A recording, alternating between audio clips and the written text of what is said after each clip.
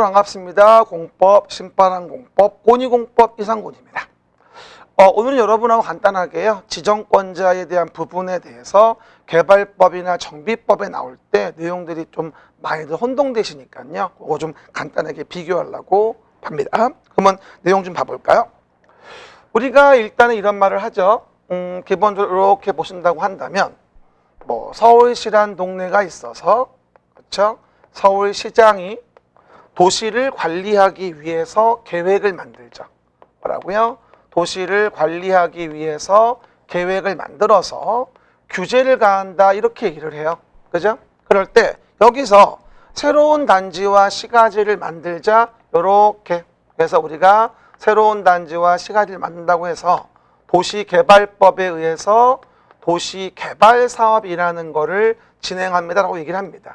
한마디로 뭐라 했습니까? 이걸 우리가 신도시를 만든다고 해서 강서 마곡지구라든가 무슨 뭐 송파 위례 이런 동네 개발 사업이 이루어지는데 이 개발법이라는 걸 공부를 할 때 우리가 개발법에서 지정권자라고 하는 부분이 나와요. 뭐가 나온다? 지정권자.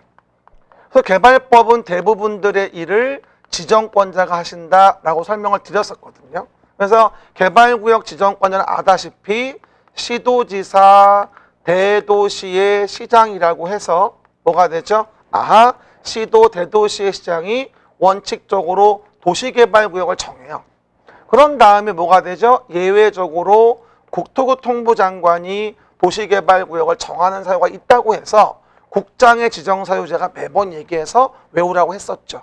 그래가지고 뭐 요청이라는 말이 나오면은 관계 중앙행정기관장의 요청, 제안이라는 말이 나오면은 공공기관 정부출연기관회장의 제안 30만 이상으로 그러면 국장이 도시개발구역 정한다고 해서 개발법은 거의 대부분의 일을 지정권자가 하신다 이렇게 얘기했었어요.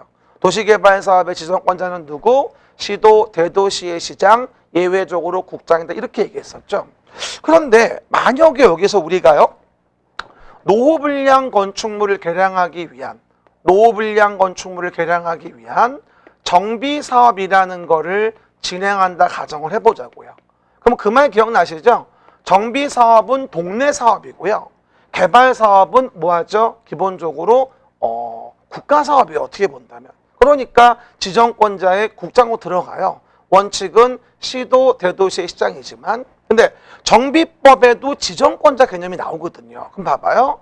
정비법에서 정비사업을 하려면 일단 정비계획을 만들어서 정비구역이라는 걸 우리가 정한다고 해요. 정비계획을 만들어 정비구역을 정한다. 그러면 정비계획을 누가 만드냐면 기본적으로 우리가 정비계획을 만드는 자에 대한 부분을 본다면 자치구의 구청장 등에 대한 구청장 등이 누구에게? 특별시장, 광역시장에게 정비구역을 정해달라고 신청을 하게 돼 있어요.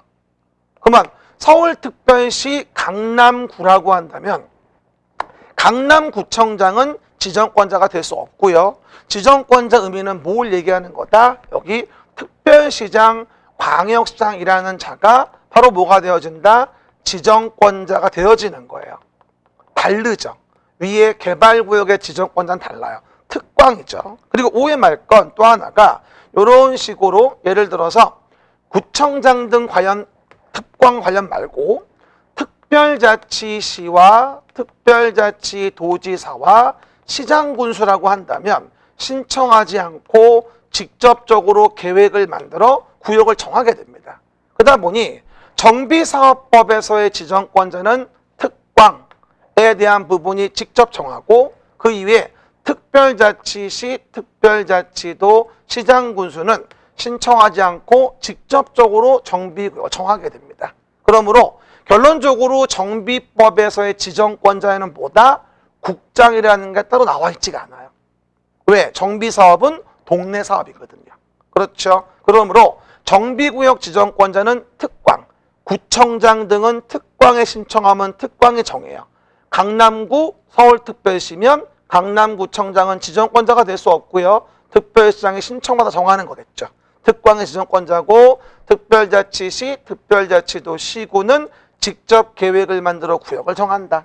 정리하면 개발법의 지정권자는 시도, 대도시의 시장, 예외 국장에 존재할 수 있고 정비구역 지정권자는 특광은 구청장 등의 신청에 의해 정하는 게 원칙이고 그 다음에 특별자치시, 특별자치도 시군은 직접 계획을 만들어 구역을 정하는 지정권자가 될 수 있다 라고 설명을 드리죠. 그리고 뭐가 된다? 특광이라고 하는 지정권자는 정비계획을 직접 만들어서 정비구역을 정할 수도 있고 그렇죠. 이게 이제 개발법의 지정권자, 정비법의 지정권자입니다. 그리고 혼동하지 말 것은 여기는 대도시 존부를 구분하고 있지 않아요. 정비구역 지정은 대도시이든 아니건 시군도 직접 정비구역 정할 수 있고요. 그리고 국장이 지정권자가 되지 않는다는 점을 개발법과 정비법에서 혼동하지 말고 구분해 줘야 됩니다. 정리해 봅시다.